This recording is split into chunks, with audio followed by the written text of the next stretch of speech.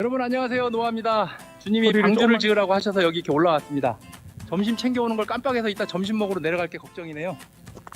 아무튼 오늘 첫날이고 기초 공사를 시작할 거예요. 그럼 작업을 하러 가보겠습니다.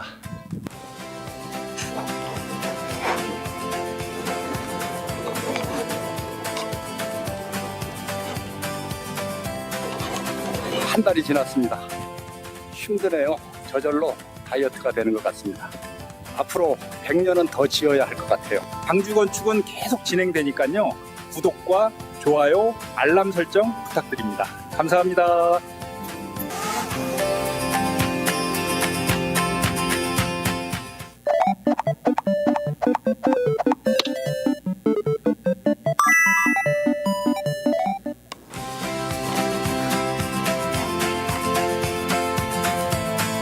안녕하세요, 노아입니다.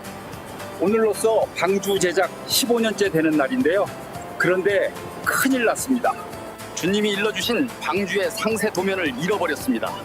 어디에 뒀는지 도대체 생각이 안 나요.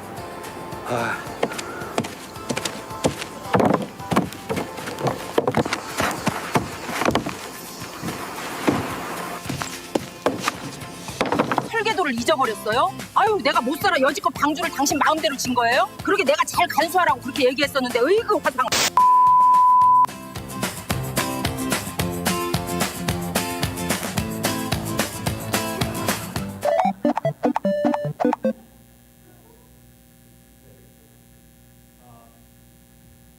옆에 사람과 인사하겠습니다. 행복한 안식일입니다. 인사하시죠.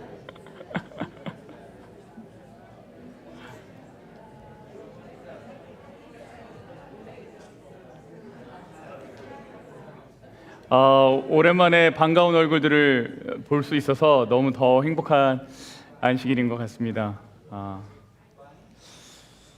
우리 지난 안식일은 우리 연재훈 장로님께서 요나의 복음을 나누어 주셨습니다. 귀한 말씀을 주셔서 감사합니다. 오늘 시간은 지난번에 이어서 창세기 7장의 노아 홍수 이야기를 좀 더 다루려고 합니다. 예수님의 마지막 때는 노아의 때와 같다, 이렇게 말씀하셨습니다. 우리가 어떻게 살아가야 하는지를 노아의 이야기를 통해서 좀 보려고 합니다. 어떻게 영상을 좀 재밌게 보셨습니까? 네. 누군가 이제 상상으로 이제 노아 방주 만드는 이야기를 이렇게 좀 재밌게 제작을 한 것 같습니다. 마지막 시간을 어떻게 살아야 하나? 오늘의 말씀을 펴기 전에 잠깐 기도하겠습니다. 하나님, 이 시간 우리와 함께 하셔서 살아있는 하나님을 만나고 말씀으로 위로를 얻고 우리의 믿음의 기초로 삼게 하여 주시옵소서. 예수님 이름으로 기도합니다. 여러분, 여기가 어딘지 혹시 아십니까? 이 사진을 혹시 보신 적 있으십니까? 이게 이제 북극점에서 약 1300km 떨어진, 그러니까 이제 한 90마일 정도 되겠네요. 곳에 이제 꽁꽁 얼어붙은 얼음산 중턱에 사람들이 만든 아주 기묘하고 거대한 철문입니다. 이곳은 해수면이 상승해도 잠기지 않도록 높은 산 허리를 뚫고 만들었다고 합니다. 핵폭탄이 터져도 아주 커다란 지진이 일어나도 끄떡없도록 지어진 곳입니다. 심지어 전 세계 전력이 다 끊어져도, 전기가 다 끊어져도 산 전체를 감싸고 있는 아주 특별한 토양으로 인해서 이 안의 온도는 이제 영하로 유지될 수 있도록 되어 있습니다. 이 철문 안에는 뭐가 들어 있을까요? 세계 최고 갑부들의 금괴일까요? 아니면 지구에 대재앙이 닥쳤을 때 특별한 VIP를 살리기 위한 대피소일까요? 우리 집사님께서 말씀해 주셨는데 맞아요. 이 거대한 철문 안에는 금이 있는 것도 아니고 사람이 있는 것도 아니고 아주 작고 볼품없는 씨앗들이 있습니다. 어떤 씨앗이 있냐? 사람이 구할 수 있는 모든 씨앗이 다 여기 있습니다. 모든 씨앗이 다 여기 있습니다. 그래서 전 지구적 대재앙이 닥쳤을 때 인류의 식물 생태계를 보존하기 위해서 전 세계가 힘을 합쳐서 만든 이제 스발바르 국제 종자 저장고입니다. 많은 사람들이 이제 멸망이 두려우면 하는 것이 이제 자신을 위한 지하 벙커를 짓는 일입니다. 그래서 아주 크고 비싼 주택에는 그렇게 벙커들이 있다 그러죠. 그런데 이 종자 저장고를 지은 사람들의 생각은 그것과는 좀 달랐습니다. 그들은 자신이 도망치기 위해서 이 벙커, 이 거대한 저장고를 만든 것이 아니라 그들은 당장 내가 먹을 양식을 위해서 이 창고를 지은 것이 아니라 훗날에 사람들이 어려움을 겪을 수 있다는 것을 대비해서 이 창고를 지었습니다. 신앙이 열심히인 사람들이 가지는 질문 하나가 있습니다. 그것은 무엇이었냐면 어떻게 하면 내가 이 환난 때에 안전하게 구원을 받을 수 있을까? 이 질문이죠. 내가 어떻게 구원을 받을 수 있을까? 이것이 이제 열심을 가진 신앙인이 가진 질문입니다. 어떻게 하면 저 생명책에서 내 이름이 지워지지 않고 내가 구원을 받을 수 있을까? 다르게 질문하면 이것이죠. 어떻게 하면 내가 방주로 들어갈 수 있을까? 이게 이제 우리가 가진 질문입니다. 내가 어떻게 방주에 들어갈까? 여러분도 이 질문 하십니까? 중요한 질문입니까? 중요하죠. 너무나 중요한 질문입니다. 오늘의 본문 1절을 다시 보겠습니다. 이렇게 얘기했어요. 여호와께서 노아에게 이르시되 너와 너의 온 집은 방주로 들어가라. 아까 우리 폴이 읽었던 성경 본문에도 뭐라 그러냐면 Go into the ark 이렇게 나와 있어요. 이게 아마 NIV 버전일 겁니다. 근데 킹 제임스 버전은 다르게 설명합니다. 뭐라고 얘기합니까? Then the Lord said to Noah 뭐라 그래요? Come into the ark. 그러니까 너 방주로 들어가가 아니라 얘야 방주로 들어와라. 뭐가 맞는 것 같으세요, 여러분? 너 방주로 들어가.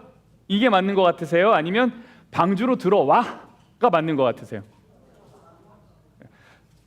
들어와라고 했다는 말은 그 안에 누가 있다는 얘기입니까? 하나님이 계시다는 거죠. 하나님이 계시다는 거예요. 방주 안에 누가 있어요? 하나님이 계시다는 거예요. 어떻게 하면 방주로 들어갈까? 이제 우리가 가진 아주 커다란 질문인데 제가 이 노아 방주 이야기를 다시 이렇게 잘 보니까 우리에게 정말 중요한 질문은 어떻게 하면 방주로 들어갈까가 아니라 우리에게 중요한 건 뭡니까? 우리가 어떻게 하면 방주를 지을까입니다. 다시요. 우리가 가진 정말 중요한 질문은 내가 어떻게 하면 방주로 들어갈까가 아니라 내가 어떻게 하면 방주를 지을까입니다. 왜 그럴까요? 첫 번째, 지금 짓고 있는 배가 단순히 배가 아니에요. 우리가 방금 전에 나왔지만 뭐라 그러냐면 Come into the ark라고 했습니다. 야, 너 방주로 들어가, 너희끼리 알아서 살아. 이게 아니라 이미 하나님께서 방주 안에 계신 거예요. 그리고 넓은 품으로 그 안으로 들어오라고 초청하고 계신 겁니다. 이 이야기를 누구에게만 하신 걸까요? 노아에게만 하신 겁니까? 아니에요. 누구를 위한 거예요? 그때 당시 모든 사람들을 위해 하신 거예요. 모든 사람들아 방주로 들어와라. 이것이 하나님의 초청입니다.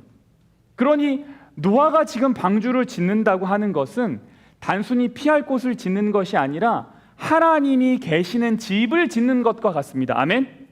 아멘. 방주를 영어로 뭐라고 했어요? 아크라고 했습니다. 그리고 성경에 또 아크가 있습니다. 그게 뭐예요? 법궤를 아크라고 합니다. 하나님의 임재가 있는 법궤도 아크라고 합니다. 둘 다 아크예요. 방주도 아크고 법궤도 아크입니다.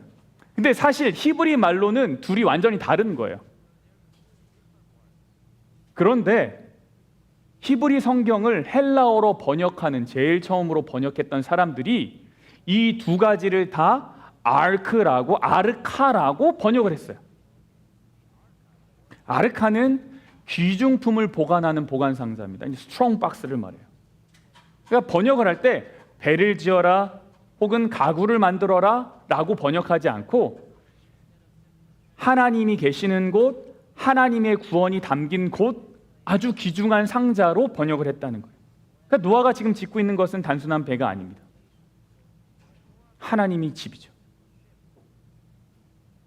그리고 하나님은 그런 노아를 보고 뭐라 그러셨냐면 너가 참 의롭다라고 하셨어요. 이 세대 앞에서 내 앞에 의로움을 내가 보았다. 하나님 이렇게 말씀하셨습니다. 근데 이 시대가 어떤 세대입니까? 혹시 지난 시간 말씀을 기억하십니까? 하나님의 백성들의 마음이 세상에 완전히 빼앗긴 시대였습니다. 그때는 단순히 포악한 시대가 아니라 그 마음과 생각이 다 세속적인 것에 빼앗긴 시대였어요. 자신의 즐거움의 마음을 다 빼앗긴 시대였어요. 그때 이 시대에 살고 있는 노아의 의로움이 무엇인가? 티 없이 아주 깨끗한 도덕적인 완전함일까? 성경이 말하는 진짜 의로움은 하나님의 말씀을 100% 믿고 내 삶을 던지는 것이죠. 하나님이 노아에게 말씀하셨습니다. 하늘에서 비가 올 것이다. 몇 년 뒤에 비가 왔는 줄 아십니까? 한 120년 뒤에 비가 왔습니다. 하늘이 아주 맑은데도, 너가 그것을 본 적이 없는데도 하나님의 말씀을 믿고 그것에 따라서 순종해서 방주를 지었습니다. 땀 흘려 나무를 베고 그 일을 아까 보셨죠? 빠짐없이 계속 해왔어요. 그러니까 노아의 의로움이라는 건 뭐냐면 방주를 짓는 땀방울로 증명이 되었습니다. 하나님이 계신 곳, 구원이 담겨져 있는 곳, 그것을 노아는 매일같이 지어간 거예요. 그러니까 마지막 시대에 하나님이 보시는 의로움이라는 건 어떻게 하면 내가 방주를 들어갈까라는 질문을 하는 것이 아니라 어떻게 하면 내가 방주를 지을까라고 하는 질문을 하는 것입니다. 그게 의로움이에요. 그리고 실제로 그 방주를 지어가는 것이죠. 정말 그렇습니까? 그렇습니다. 여러분 창세기 6장 7절을 잘 보세요. 노아 홍수 이야기를 잘 보십시오. 그 안에 어떻게 하면 방주에 쉽게 들어갈 수 있는지, 그것을 탑승하는 절차는 무엇인지, 그 조건들은 무엇인지 하나도 나와 있지 않아요. 방주에 들어가는 방법 없어요. 그냥 들어갔다 끝. 대신 어떤 이야기가 많습니까? 무슨 이야기를 관심 있게 쓰고 있어요 성경이? 어떻게 방주를 지었는지에 대한 이야기가 정말 많아요. 방주에는 노아뿐만 아니라 그의 아내와 세 아들 그리고 며느리까지 8명이 탔습니다. 모두 구원을 받았어요. 근데 성경 어디에도 그들이 방주에 올라타서 구원받은 감상문을 쓴 것이 없습니다.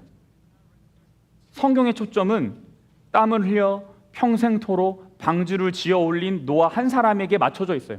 구원받은 8사람이 아니라 방주를 지은 한 사람에게 초점이 맞춰져 있다고요.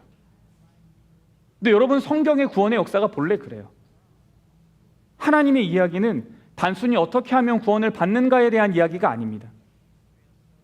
다른 이들이 구원받도록 인도한 사람들의 이야기를 성경은 더 관심 있게 쓰고 있어요. 여러분 성경의 다른 인물들을 한번 볼까요? 소돔과 고모라의 유황불이 떨어질 때 롯이라고 하는 사람들이 천사들의 손에 의해서 겨우 살아남았습니다. 아내는 죽고 그는 살아남았어요. 기적적으로 구원을 받은 사람들이죠.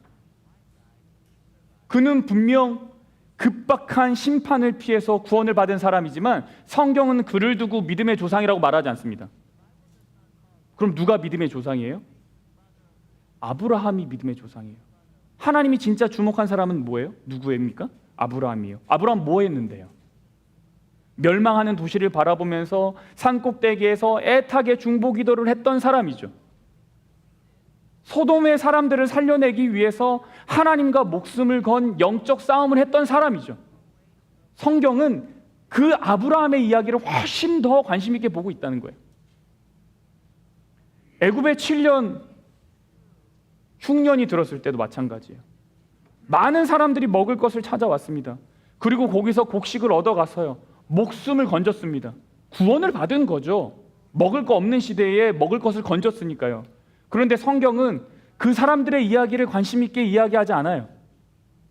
그러면 누구 이야기를 관심 있게 합니까? 굶어 죽어가는 세상을 살려내기 위해서 7년 동안 거대한 창고를 지었던 요셉이라는 사람의 이야기를 훨씬 관심 있게 설명하고 있습니다. 마지막 시대에 살아남은 하나님의 남은 무리라고 하는 사람들은 누구입니까? 도대체 누가 남은 무리입니까? 세상이 물에 빠져 죽어갈 때 겨우 밧줄 붙잡고 탁 건져가지고 야, 나 죽을 뻔했는데 살았다.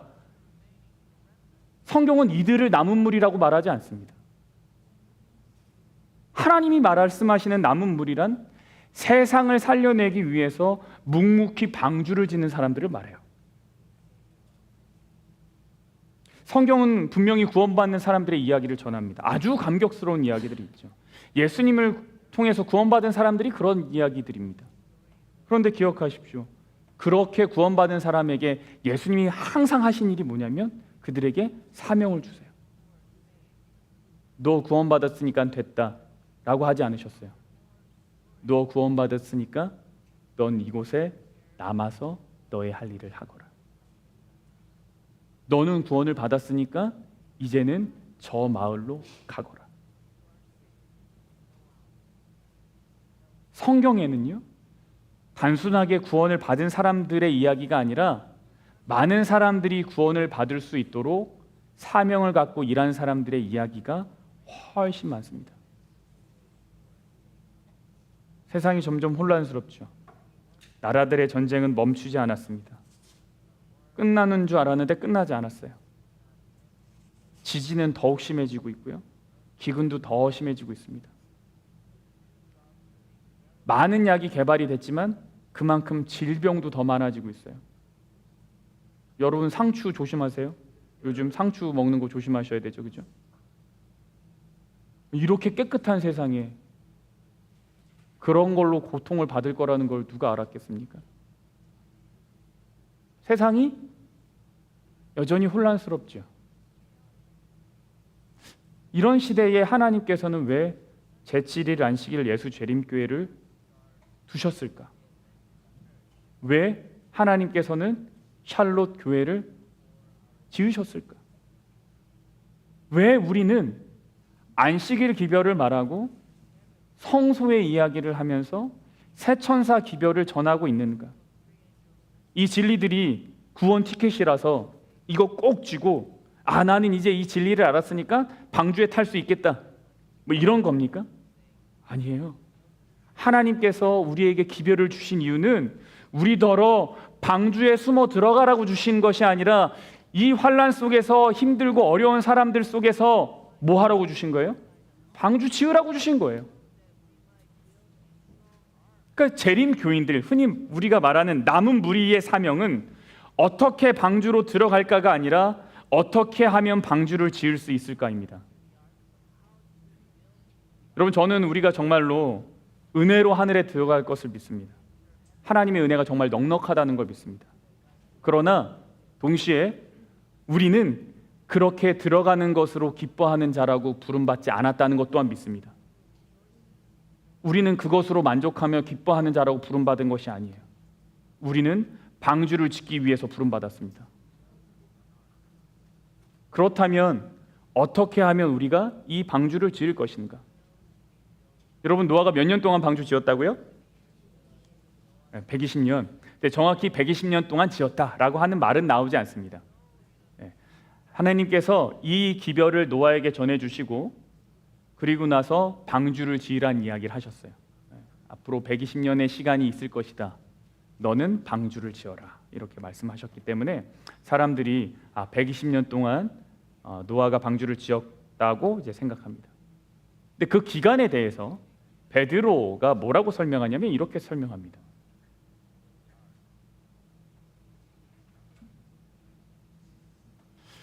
그들은 전에 노아의 날 방주를 준비할 동안 하나님이 오래 참고 기다리실 때에, 방주를 준비하는 동안 하나님은 뭐 하고 계셨대요?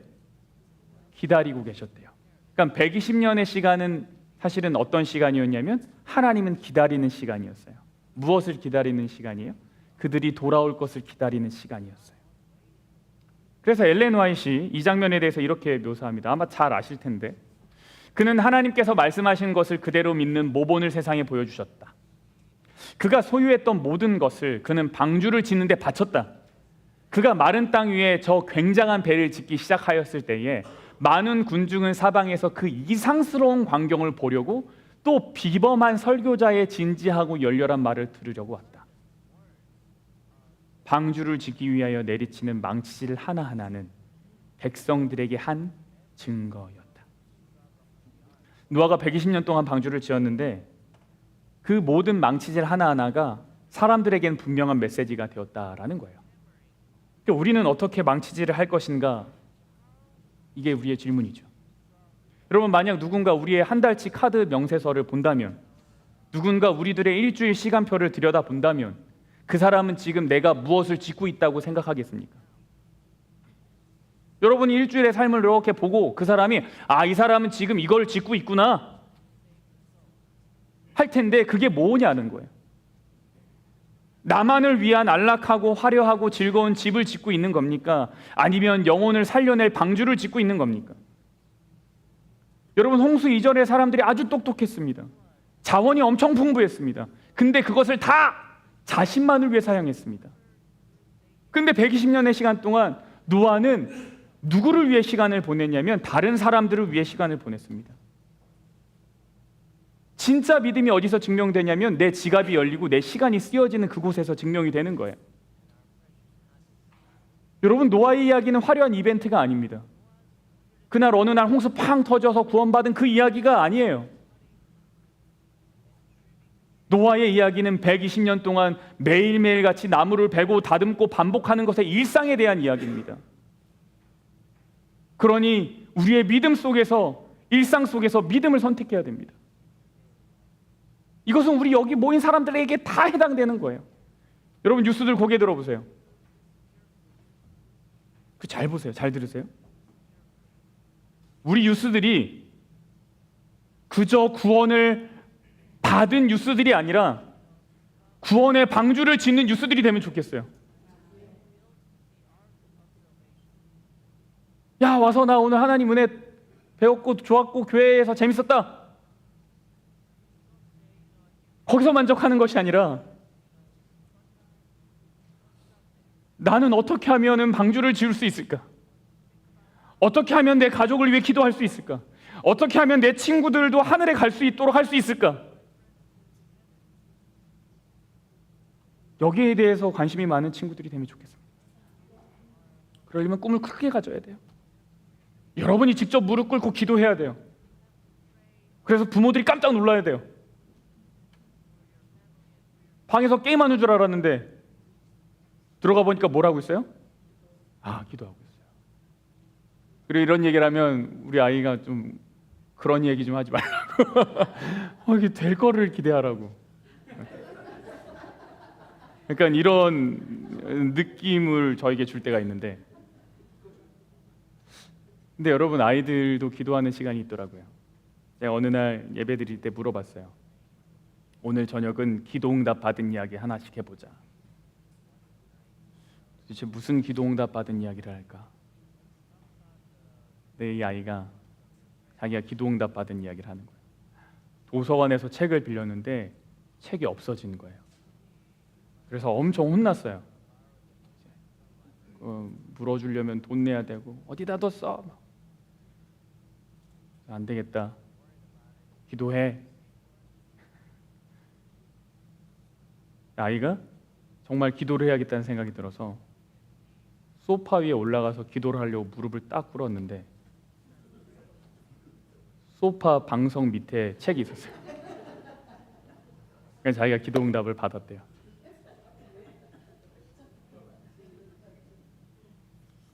누구 이야기인지 기억합니까? 네, 저는 기억하네요.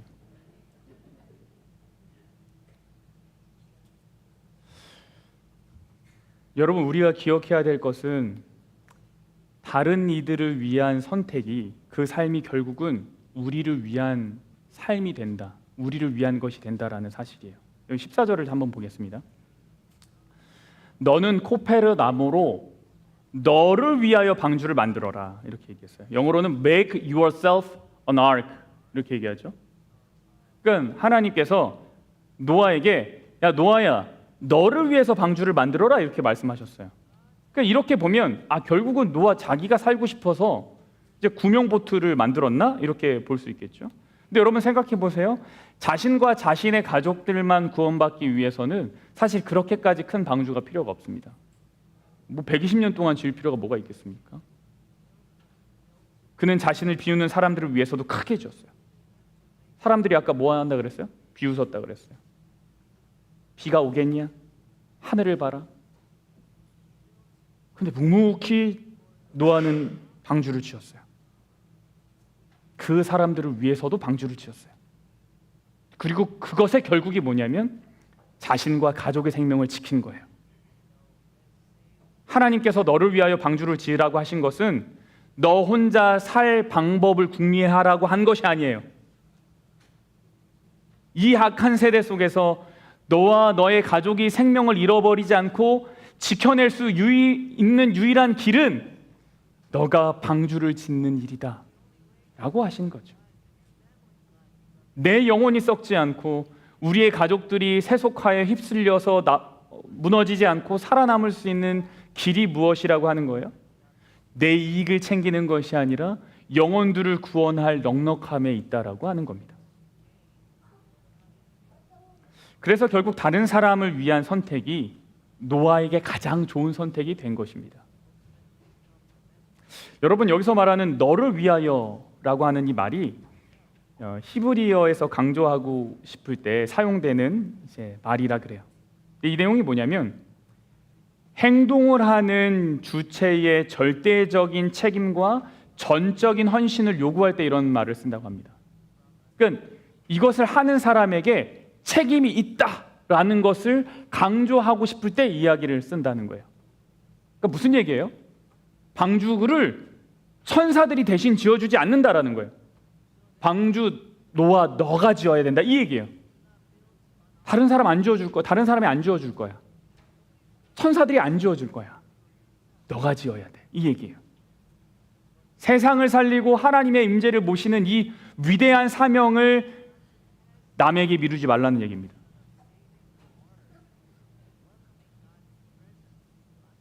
너와 너의 땀방울과 너의 철저한 책임으로 감당하라는 겁니다. 오늘날 많은 사람들이 자신의 신앙이나 가족의 신앙을 다른 사람에게 맡깁니다. 신앙을 누군가가 제공하는 프로그램에 맡깁니다. 누군가가 나를 위해서 또는 내 가족을 위해서 방주를 지어주기를 바랍니다. 그러나 하나님께서는 우리 스스로가 땀 흘려 직접 방주를 짓기를 원하십니다. 가장 많이 기도하고 가장 많이 고민해야 될 사람이 누구예요?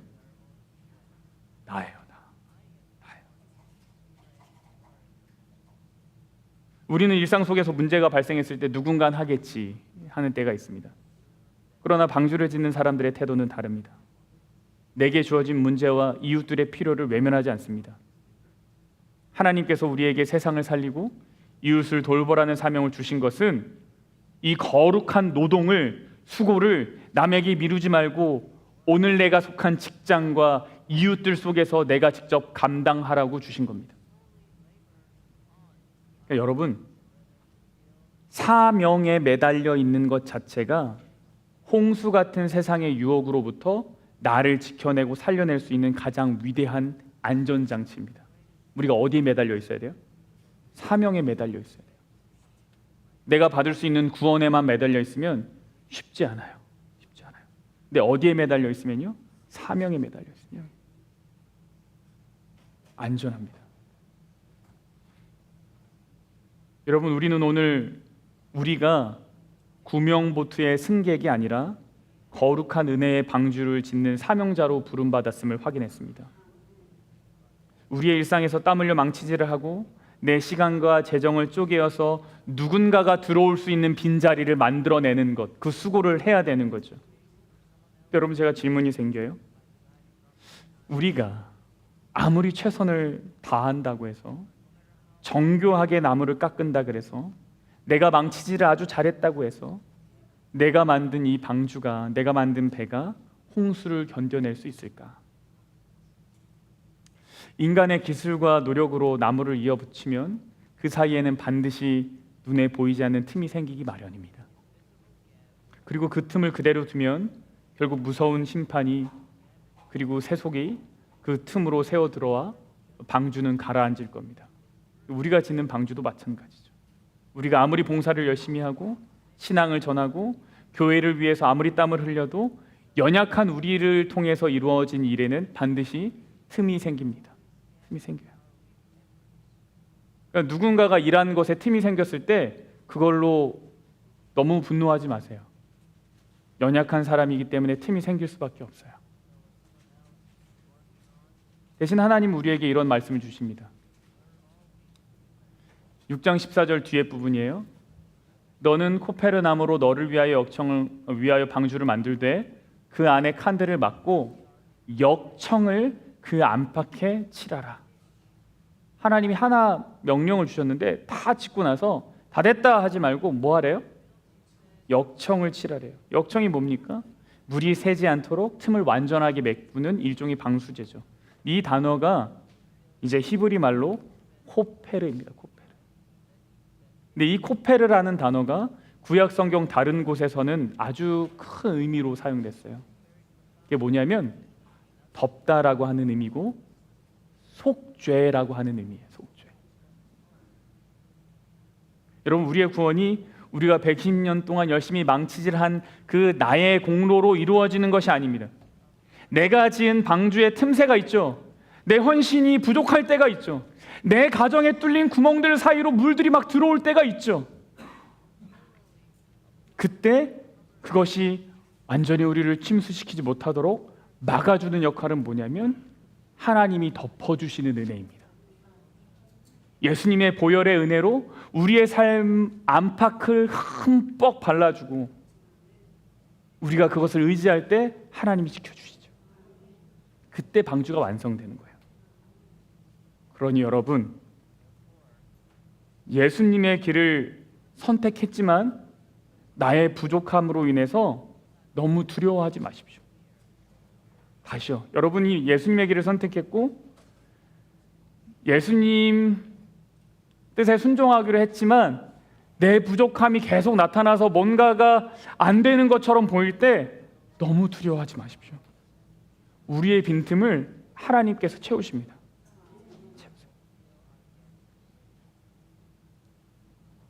내 실수, 내 모난 성격 때문에 관계에 금이 가고 때론 거룩하게 살지 못해서 틈이 생기죠. 이렇게 부족한데 정말 내가 짓는 믿음의 방주가 튼튼할까? 여러분, 하나님이 그걸 아세요. 그거 아세요.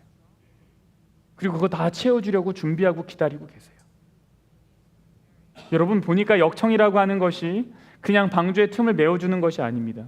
이야기가 뭐냐면, 덮어준다라고 하는 말의 의미가 뭐냐면 내 실수와 연약함조차도 하나님께서는 구원의 도구로 쓰실 준비를 이미 하셨다는 얘기예요. 내 실수가 그냥 덮어지는 게 아니라 이 실수를 하나님께서는 기가 막히게 이용하셔서 또 누군가를 구원한 일로 사용하실 준비를 하나님 하고 계시다라는 거예요. 여러분, 하나님의 크신 은혜를 의지하십시오. 그러니 오늘날 우리에게 주어진 믿음의 망치질을 포기하지 마십시오. 포기하지 마세요. 믿음의 방주를 세우십시오. 제가 때로 이런 생각해요. 이 교회 누가 그랬어요. 우리 교회 들어오면 이건 꼭 노아 방주 같다고요. 내가 나무가 이렇게 많아가지고, 야, 내가 샬롯이라는 방주를 짓는 사람으로 부름을 받았는데 이렇게 빈틈이 많아서야 라고 하는 생각을 참 많이 합니다.